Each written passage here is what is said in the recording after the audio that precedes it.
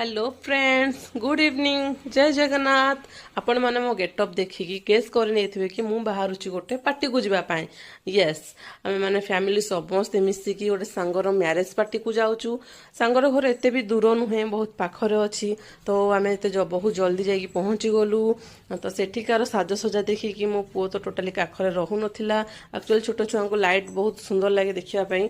तो सी से कहते कि मत छाड़ी दियो, मु खाली चलि तो खाली दौड़ी। तो जेजेर मार ताकू धरी काले कुआडे पलैब बोली। तो सेठी टिके बुलाबुली कर सारा पर आम जाइलु खाइबाकू।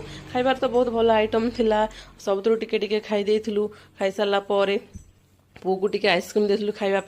तो आमे माने समस्त टिके शेष आइसक्रीम खाई देकी बाहरी आसलु घर को।